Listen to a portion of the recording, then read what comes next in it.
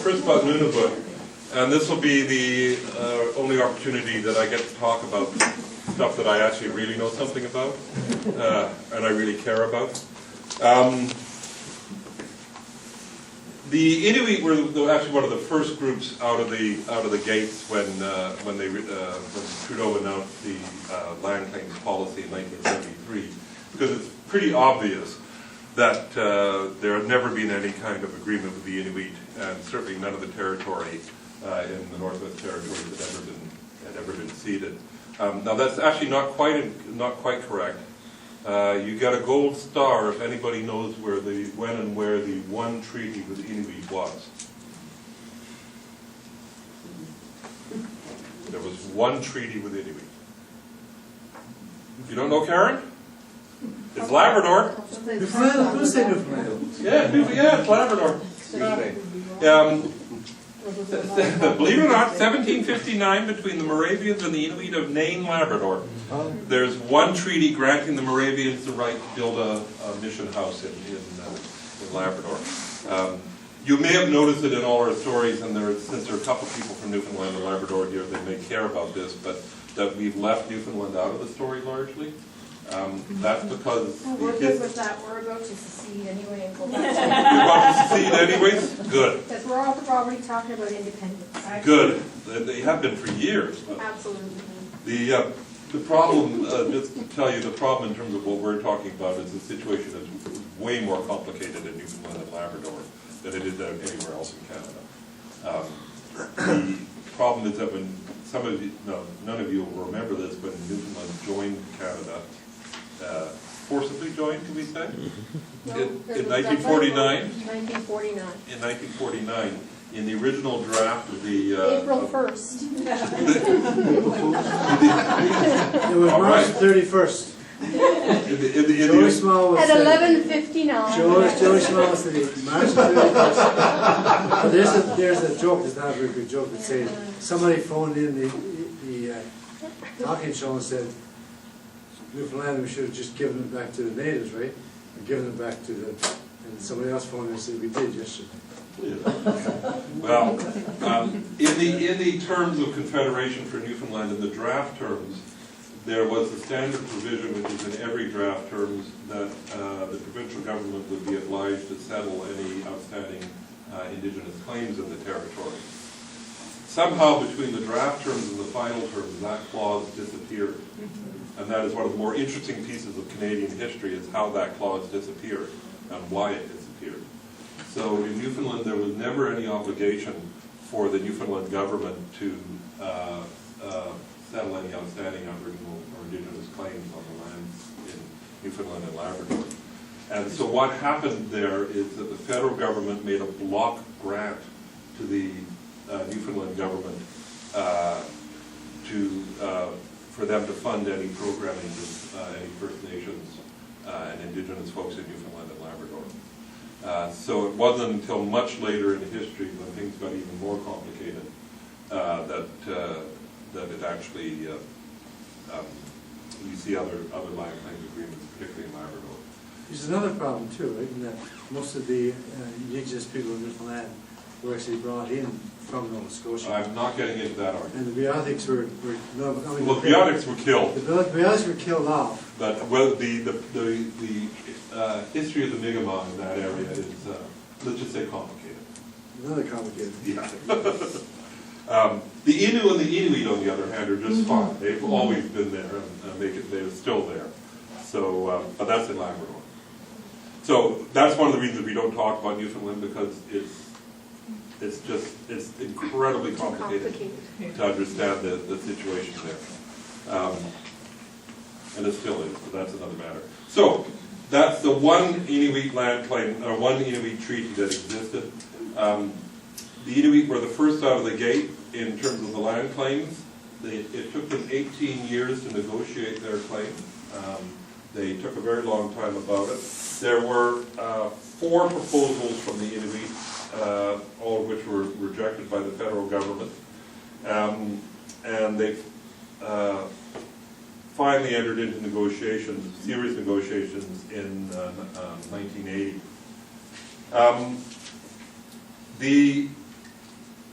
The Nunavut Land Claims Agreement is not particularly spectacular in terms of these agreements, except for the fact that it covers the most territory. That's what's most spectacular about it. It's huge. It has in it, like all the other agreements, the extinguishment clause, so the Inuit have to cede, surrender all rights, titles, and privileges in the land of the federal government, and in return they receive certain rights. One of the novelties of the Nunavut Land Claims Agreement is, in fact, they begin to shift on the definition of who is and who's not Inuit. And this is the first land claims agreement that actually allows the Inuit to decide who is and who's not Inuit. Okay, most of the other agreements gave that right to the federal government to decide who was a signatory to the agreement and who was not.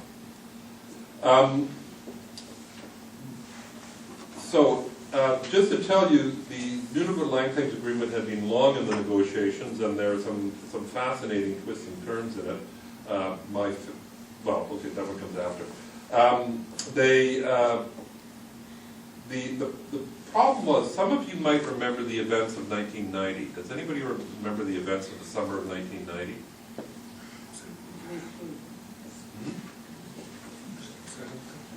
Okay. Okay. I was going to say, now you all got it. Were you in Montreal at that year? Yeah. Yeah, I was too. Living in Montreal that summer was not a happy summer.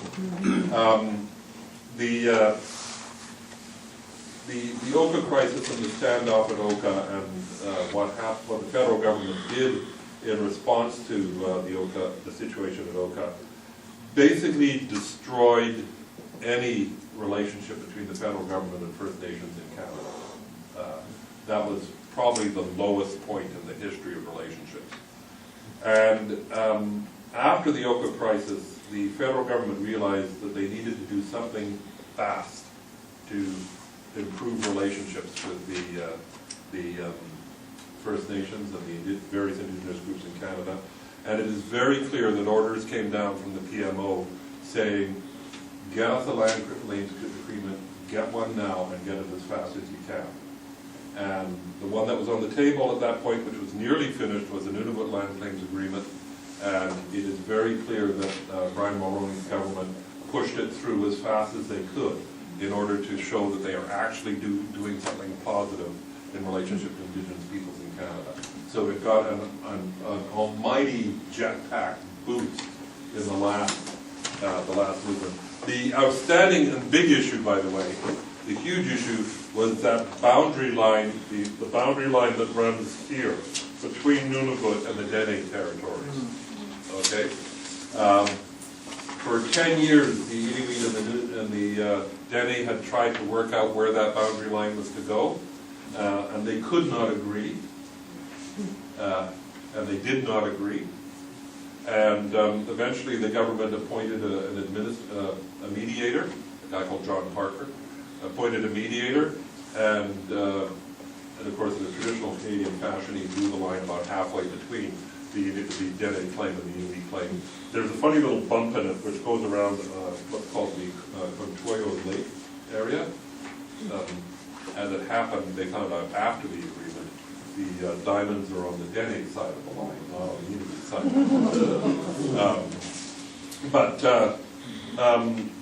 That line was a huge problem, and so Parker drew the line, and the federal government had a plebiscite to find out if the territories, the people of the territory would agree to that line. Very interesting result. It passed by 54%, pretty narrow margin. It was 92% in the eastern Arctic and 50.1% in the western Arctic. So the Dene, put it politely, were not happy. But it passed, and so tough luck. That's where the line got drawn. This is colonialism at work, all right? Democracy at work. Just to tell you another couple of little problems in the lines of Nunavut. Eric has already raised the issue of the islands along Quebec. You may also notice the territory just north of Manitoba there. where they've got the lines that are rather neatly around North Manitoba. That is actually Stacey Denning territory, but they gave it to the Inuit. Are you kidding? Yeah. Because they wanted to have a nice neat line that fit in with the boundary here. They wanted to have this line extend upwards, so they gave that territory, which is this whole chunk here to Stacey Denning. Okay. The Inuit have recognized that that's Stacey Denning territory, and have come to an agreement with the Stacey Denning that permits them to use it. But yeah, there are a few other peculiar things in this map that you don't notice until you look closely. But one of the things that these agreements do, and this is the important thing I want you to sit and think about. The agreements give the indigenous groups, in this case the Inuit, a large chunk of money in compensation for the land that has been taken for the destruction of the way of life and all of those kind of things. In the case of the Inuit, it was $1.5 billion. Okay. The second thing they do is all of these agreements, like the other treaties, give the Inuit a certain amount of the land in fee simple title. Okay, so the same kind of title that we hold things, they give Inuit a certain amount of the land. In the case of Nunavut, it's about 18% of the land. Okay, is in fee simple title. And a subsequent 10% of that land, they get the subsurface rights as well. Okay, it's about, I think, 325,000 square kilometers. Do you remember, Brian? Something like that.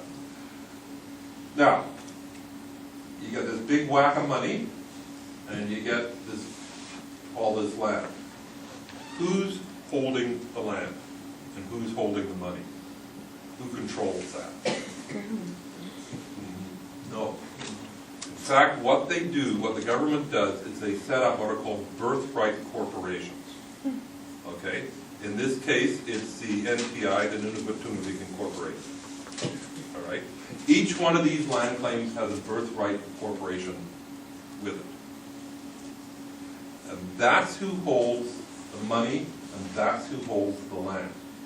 So if you want to use any of the land in Nunavut, well, if it's Inuit-owned land, you have to apply to NTI for permission to use it. Okay? It used to drive us crazy when we were in Pangertown because of the way the land claim worked out, but that's okay.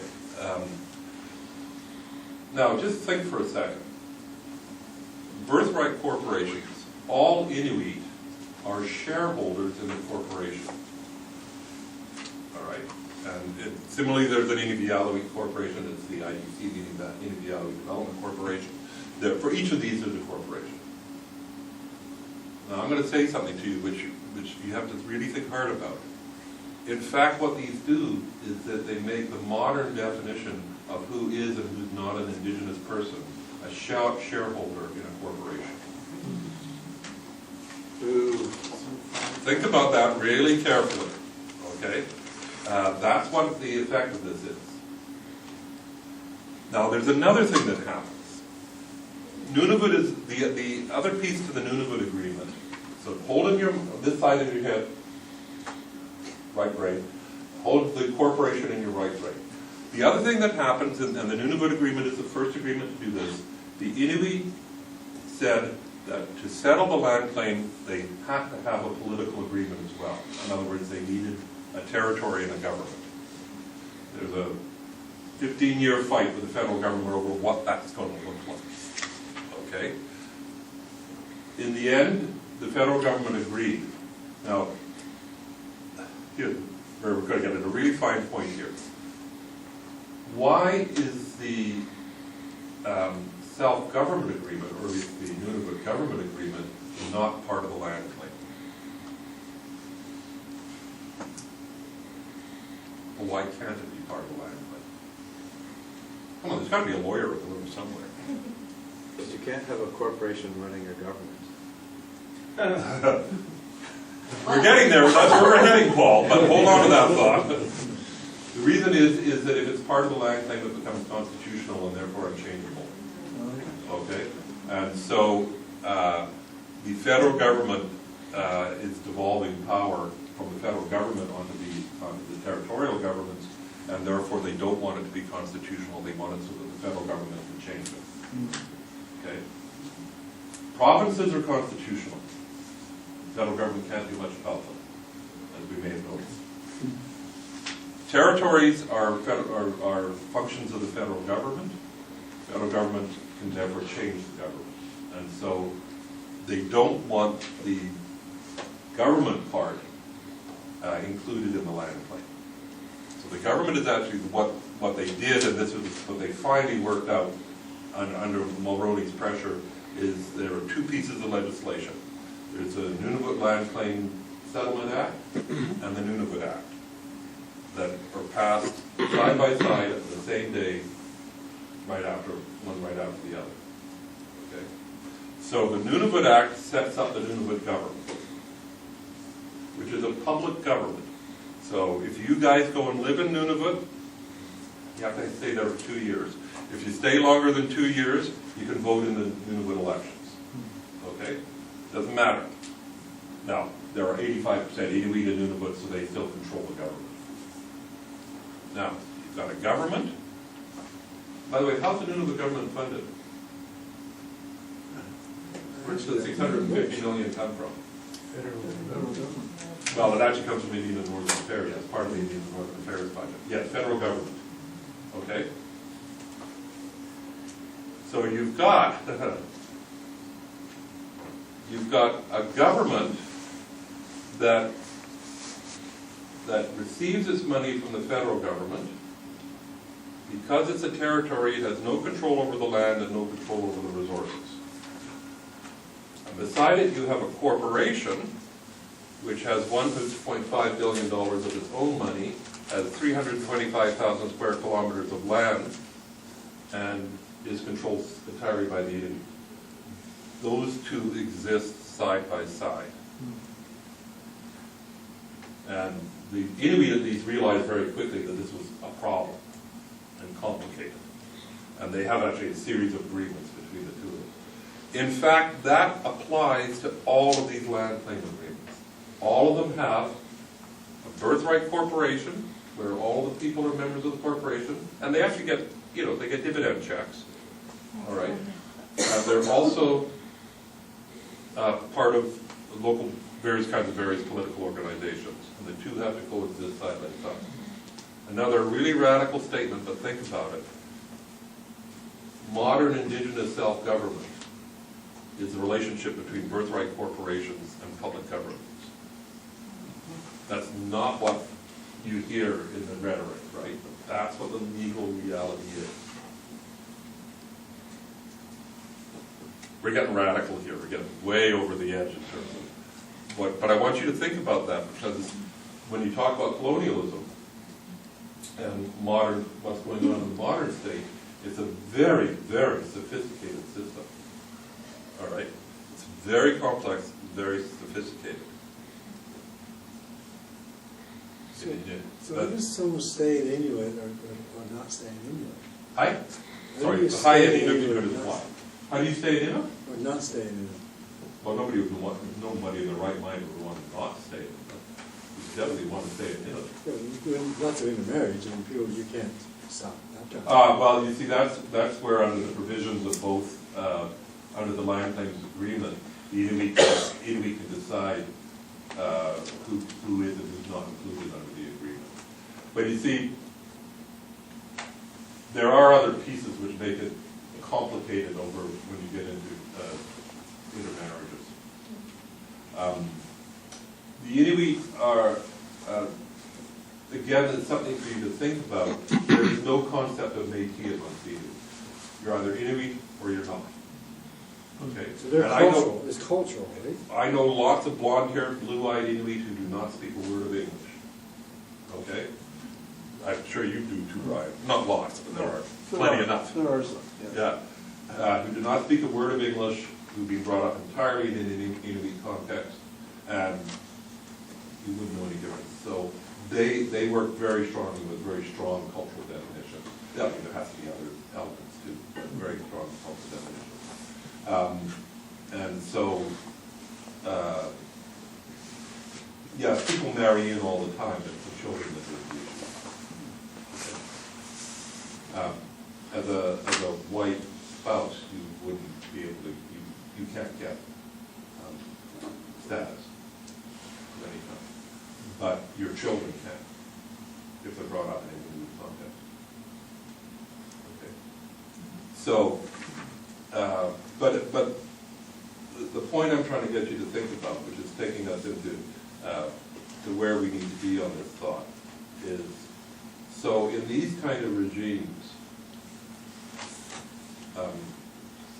how do we understand, and this is the key issue, how do we understand who owns the land?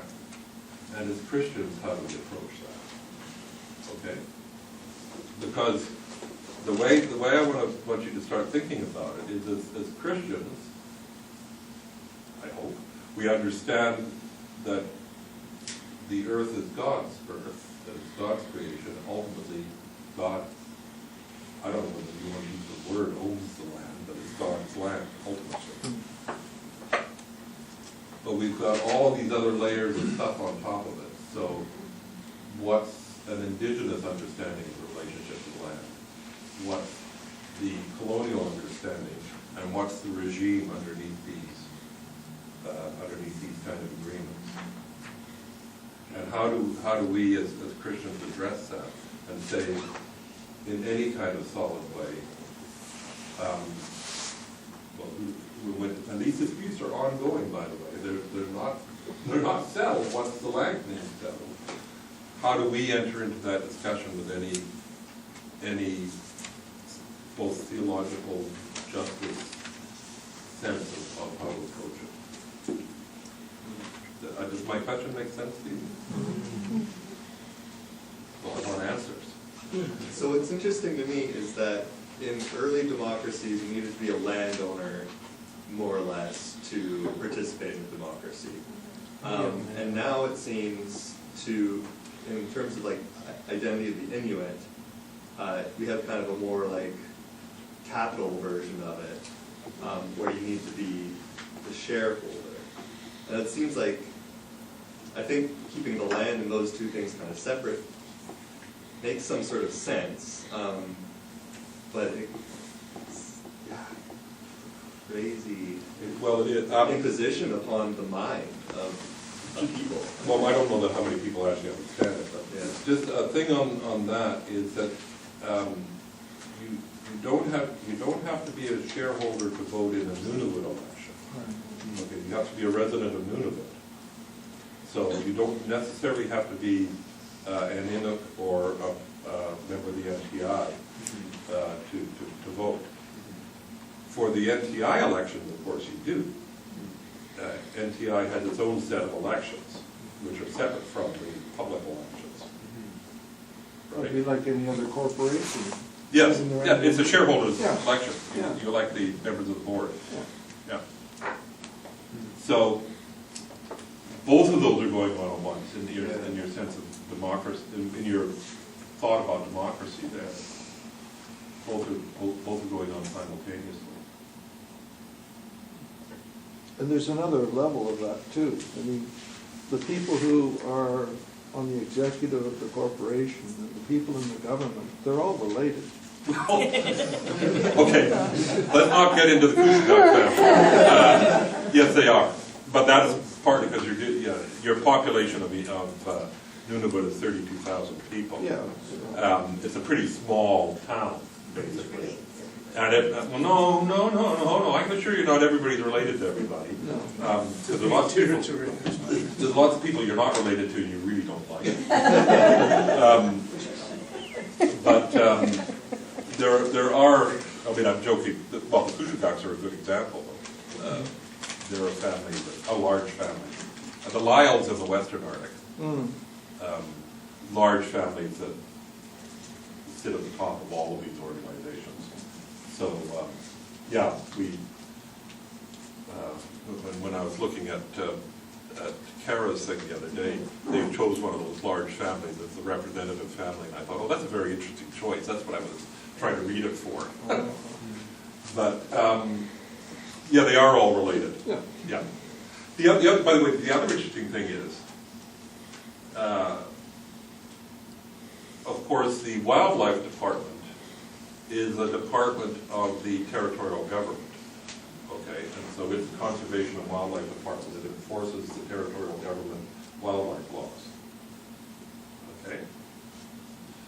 The Hunters Trappers Association is a function of the land claim. So if you have to shoot a stray polar bear, whose decision is it?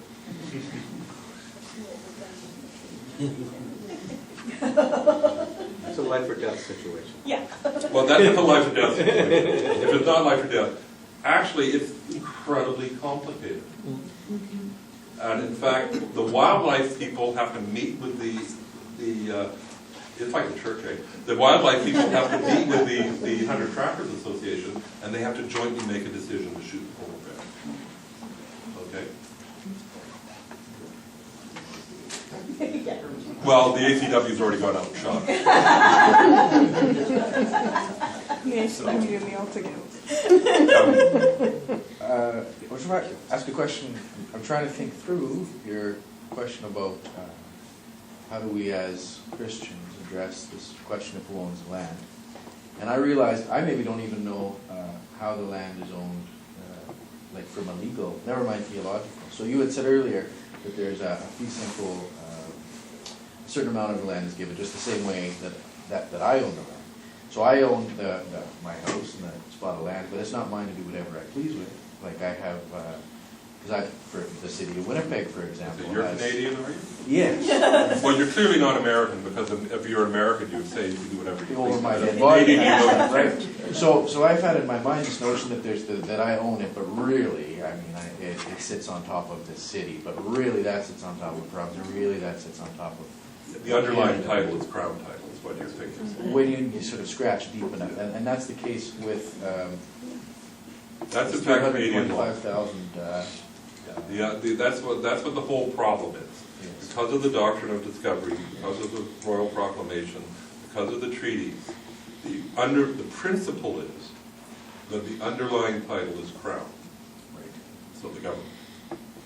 The government then grants you the right and privilege to use the land as you see fit. There are constraints on it, of course.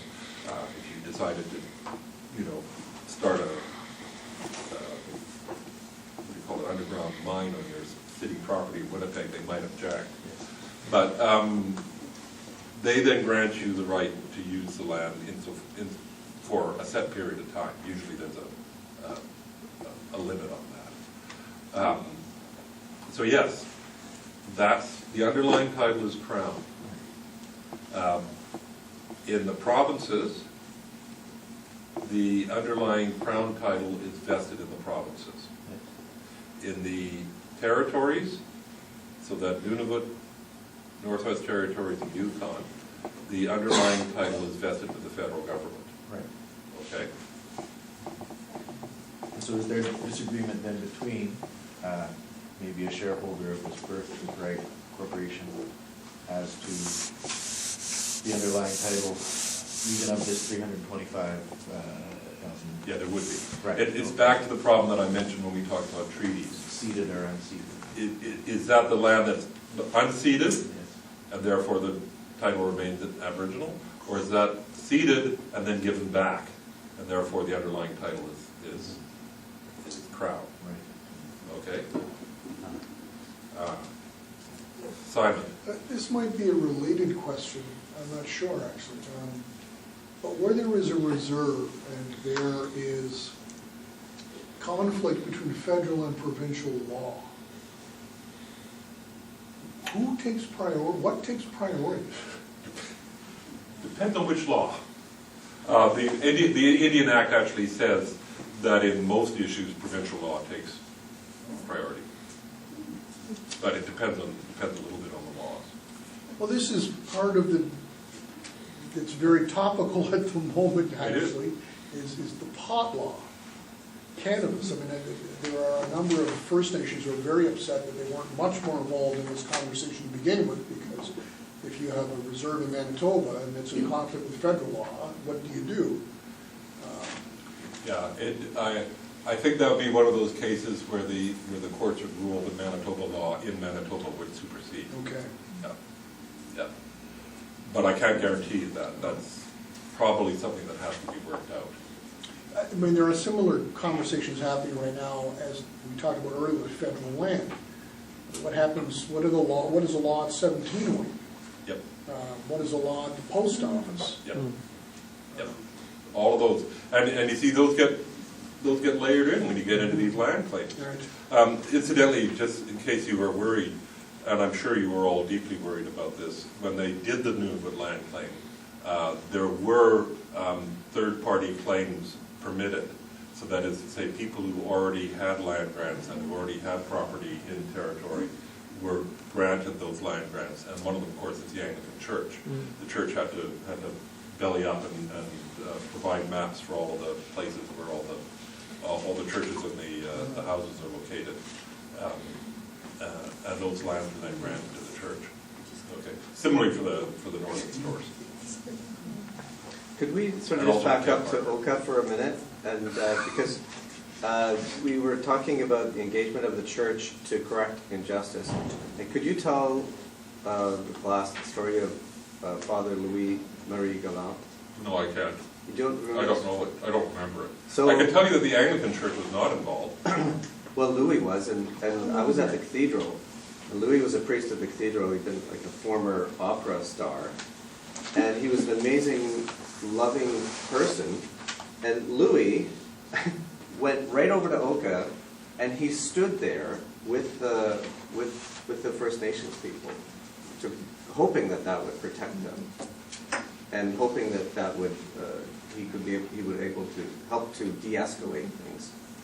So I was actually really proud of him.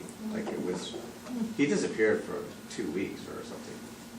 He was stuck there. Yeah, I think what I'm responding to, Paul, is that the diocese, the church as a whole, basically said nothing. Yeah. During that whole time, and that's where you have to decide. And you see, my problem during those days was I was teaching at Concordia at the same time as working for the church, and my class was full of students from Ganawake and Ganasatake, and so it was a nightmare trying to teach. Well, you didn't teach anything; it was a waste of time. But the church as an institution didn't say anything. I don't remember who the bishop was then. I think it's Andrew by then. No, he was dean of the cathedral when I was there. Oh, then it's Bishop Hollis. Hollis then. Yeah. So, but I do see. I think you can see. We're asking two levels of questions here. One is, what is the just situation in these circumstances, and how do we think about justice? All right.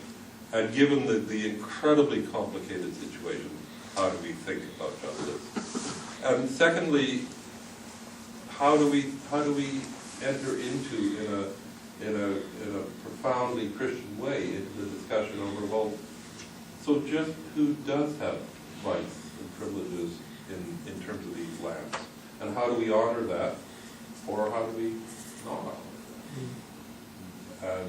And I think the question is very difficult to answer. Okay,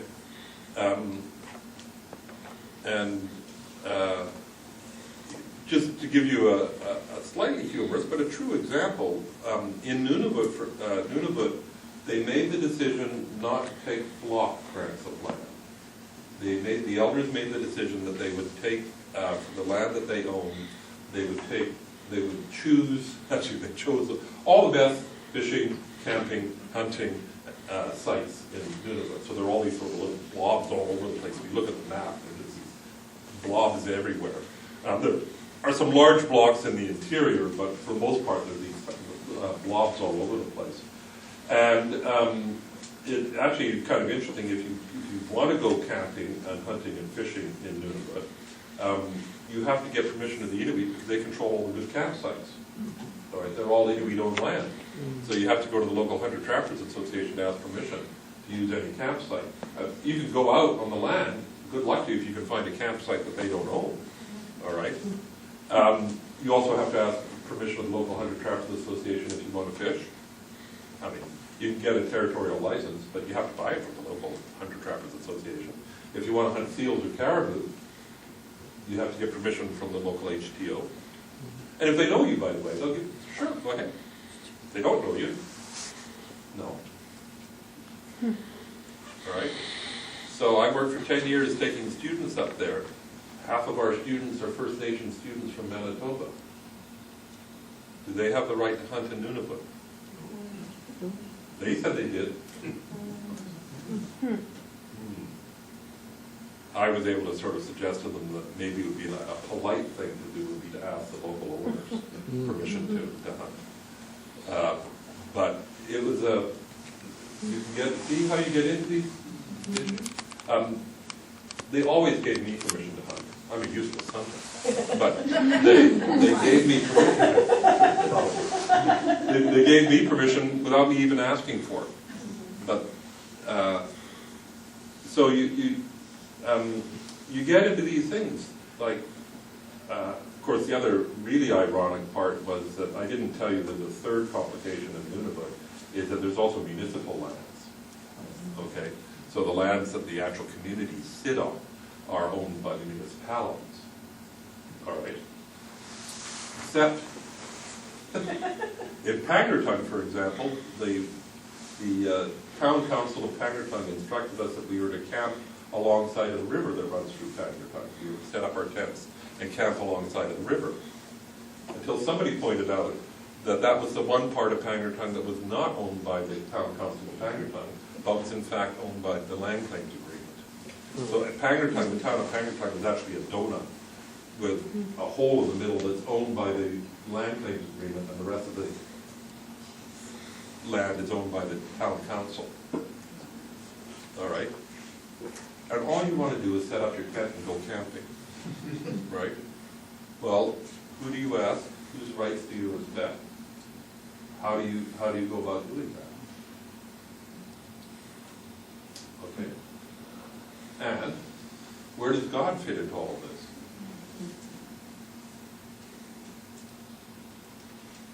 I'm curious about, you described the First Nation students that you took, thought they had entitlement to hunt and fish on Inuit land. Would they have received that equally and welcome Inuit to hunt on their land? That's a hypothetical question that I can't legitimately answer. I'm asking from the perspective of, do the First Nations people that you're taking up there think that all land belongs to all people? No, the understanding of treaties, and this is actually an incorrect understanding of treaties. The understanding of treaties is the treaty gives them the right to continue to hunt and fish, hunt and fish and trap anywhere in Canada. That's actually not quite true. That's not what the treaties say. But that's their understanding? That's their understanding. Is that a moral thing? I think it may be. I would be willing to go with that. Yeah. And so that's where you run into that issue. But my attitude was it's always courtesy to ask the owners of whatever land you go to ask permission to use our lands. So we extend that courtesy. But that was one of those interesting things. Again, where do these notions come from, and what happens in that kind of dialogue? All right. This is again colonialism, sort of providing a set of rules that muddies the waters so much that nobody's no longer any very clear as to what those waters are. So what about international borders? And I know in Quebec and Ontario is the international borders. What about the international borders? Aboriginals just move from the United States to Canada back and forth. And technically, they say they should, right? Sometimes they do. Well, you see, there's a thing called the Jay Treaty of 1794. The Jay Treaty of 1794 grants Indigenous peoples the free right to move back and forth over the border with their goods. The problem is, the Jay Treaty of 1794 is an American treaty. and it's not recognized in Canada. So, first, Canadian First Nations can move freely back and forth across the border to the States, but American Indian tribes, that's what they're called, can't move freely back and forth over the border into Canada. So if you are Mohawk and your cousins live on the American side of the border, what do? Or even more appropriate, Manitoba, if you're Sioux, and you live in Manitoba and your cousins live across the border in North Dakota, your cousins can come and visit you freely, but you can't go and visit them freely. So the answer is, as usual, yes and no. Canada has never affirmed the Jay Treaty of 1794. So the international border is there. The Mohawks don't recognize it. Okay. The Sioux tend to recognize it because the circumstances under which the Sioux settled here, to their advantage to recognize the border. Because they were basically driven out of the States and settled here, so that the border was protection to them. So, but Mohawks don't recognize it. All right. So, yeah, you're seeing the imposition of colonial boundaries, colonial borders, and how that. I mean, it's a good question, Aaron. The answer is not simple. So, by the way, the Sioux don't have treaty either. The Sioux are the other people in Canada who are a military alliance with the Crown. Well, you can see the 2014. That's a self-government agreement, though. Okay. That's not a treaty. Yeah. Okay. How recent is that? Right. So, the Sioux in southern Manitoba come under yet another set of arrangements. Different from anybody, well, they're Lakota actually. Different from anybody else. So, what we're seeing here is that the colonial ability to divide people and create categories of people on external arbitrary matters, external to people, and arbitrary matters as far as they're concerned. All right? And that's why these land claim things are so important. It continues to raise the question, which you need to keep in the back of your head, that extinguishment clause. See, surrender all rights and titles forever, never, never, ever to this land. Can Indigenous people in fact do that? And their own understanding? All right. Well, we've written off God, so. Well, we've written off God. Diane and I were joking before the class that Diane wanted to know my Inuit name. I can't have an Inuit name.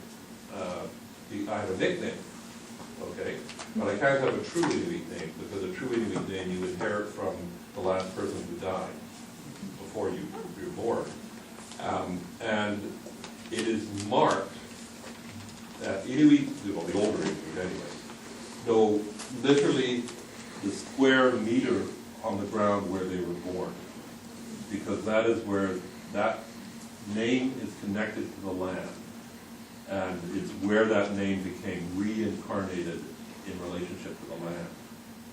Okay, so amongst the Inuit, your name connects you to the land. Well, there's lots more to that, but I'll go with that statement. All right. In fact, when you cross into new territory, what you're supposed to do is you're supposed to lie down on the ground and roll over crying like a baby, so that you are reborn on the new land that you come into. Well, part of the hospital. Or you're supposed to somersault backwards. Part of the hospital in Churchill, where the Inuit mothers give birth, is part of Inuit. Well, Called Inuit territory. yeah, the names don't don't quite work out when you're being born in a hospital, so they associate it more with the communities at home. But, all right, can that relationship ever be severed? Is if who you are as a person, your very being as a person, requires the relationship to the land. Can that relationship ever be severed by any kind of legal agreement?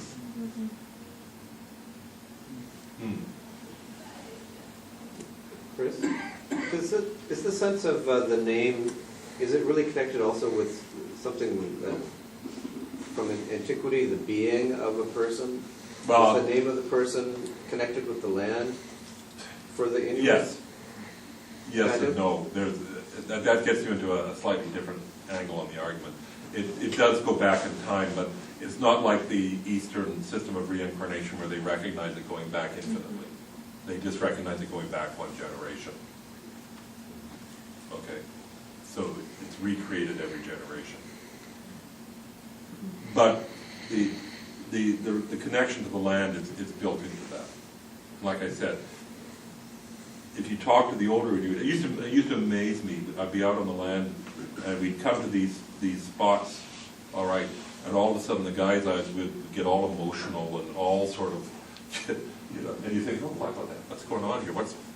They'd say, and then they'd say to me, Chris, right here is when my mother was squatting when she gave birth to me, and they'd be crying. They'd be so deeply moved by it, and I'm looking around thinking, oh my God, this is the worst place I've ever been to on earth. And they'd be going, isn't this the most beautiful place you've ever seen? And I think, no, it's a pile of mud. I was always hoped that in the winter that it would be frozen over with snow and it would look a little nicer than it did when we were there.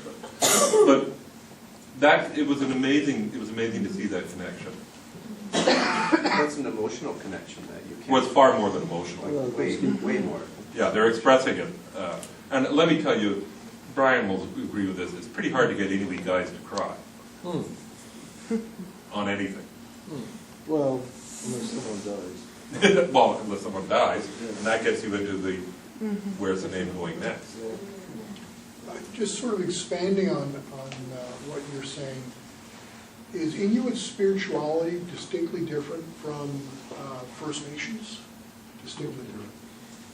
Yeah, I haven't spoken about that. Right. Yeah. So we talked a month or so ago about, although there were some modifications, the 7 sacred teachings were fairly consistent throughout the First Nations community, not in the Inuit culture. Not consistent in the First Nations community. It's not. That's I mean, I wouldn't want to correct an elder in front of them. That's Anishinaabe. Cree people will recognize it, but it's not part of their tradition. Once you get outside of Anishinaabe and Cree, No, not so. Okay. Well, even Stan, when he was here, said this is the Cree yeah, version. yeah, he did a Cree version of it. That's right. Yeah. But once you get outside of that, nothing to do with the West Coast folks, nothing to do with the Inuit, nothing to do with the Dene, nothing to do with the Mohawks. Yeah. You want to talk Mohawks, you start talking about strawberries. Sorry, I should go that way. Strawberries. Yeah.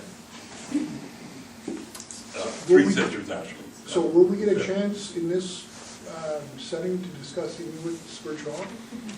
You just heard it. That's it. If you want to, I'm not going to, unless you ask me, I'm not going to take you more, because part of the reason is that we need to contextualize it in terms of where we are, and we're in Cree and Anishinaabe country. There are Inuit here, but this isn't their land. And there are Inuit in Churchill, as you pointed out, but that's pretty peripheral to our vision. So I will tell you, it is completely different. All right, so for example, and Stan talked about this, the image of the medicine wheel, the circle internally divided, I'm not blessing you, internally divided in 4, okay? With the four directions, the 4 colors, all that stuff. For Inuit, that's death. The closed circle is death, it's not life. For Inuit, it has to be an open circle with a gap or passage out of it for life. If you close it, you're dead. So I suspect there's books upstairs in the library on this, on Inuit spirituality? In our library, Yeah. I'm not sure there's a whole lot in the St. John's Library. Defoe, maybe? One of the best collections in Canada is over in the Defoe Library. Okay. I can only tell you that because I was looking for a text, Inuktitut from Pond Inlet. And I used to have a web crawler that could search every library in Canada. And so I set my web crawler to look for this book. And it cranked away for 25 minutes as it searched all the libraries in Canada. And after 25 minutes, the only library in Canada that had it was right over here. So I looked it up in the first place on our own library. We have a fabulous collection here, but it's over in Defoe. There's a bit here because I might have had some influence on it. E99, E7. It's the Coleman Road. You asked about, the concept of God's land. What, this is too broad a question, but with all of these nations who are seeking land claims agreements and so on, how do they traditionally understand creator's land? Is the land part of creator's body? I've heard that from some.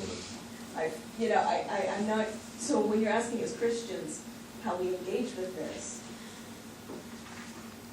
Well, that's what how these folks do. no, the understanding is very, very, very clearly that it is out of the land actually, of course, in Turtle Island emerges out of a very particular series of stories. Now, those stories are commonly held, okay? So the story that leads to the creation of Turtle Island, I won't go into all of it, but it involves that all of the world became flooded, and a small number of animals are basically sitting on a turtle's back, wondering what they're going to do because everything around them is flooded. And so they send, first of all, the beaver down to see if they can find if there's any land. And the beaver disappears down for a long, long time and comes back up with nothing. And then they send the otter down to look to see if they can find anything, if there's any land at the bottom, if there's any land anywhere. And the otter's gone for even longer and still comes back up and there's nothing. And then they send the tiny little muskrat down, and the muskrat goes down to the bottom or he disappears for a very long time, and eventually he floats up to the surface, and there's a little bit of mud underneath the muskrat's claws, and they take that mud off the muskrat's claws and they put it on the back of the turtle, and out of that grows Turtle Island. He's dead, right? I mean, Muskrat? Yeah. No, I don't think so.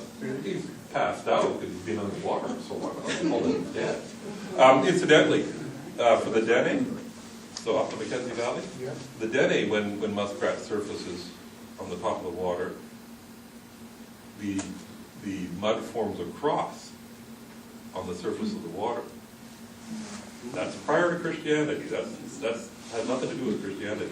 It forms a cross on the surface of the water, and those are the intersections of the trails between the trails of the animals and the trails to heaven. Okay, that's a Dene version of the story. Don't try it with the Anishinaabe. That doesn't work. So, having said that, what's the answer to Heather's question? Sorry, what was the question? Yes and no.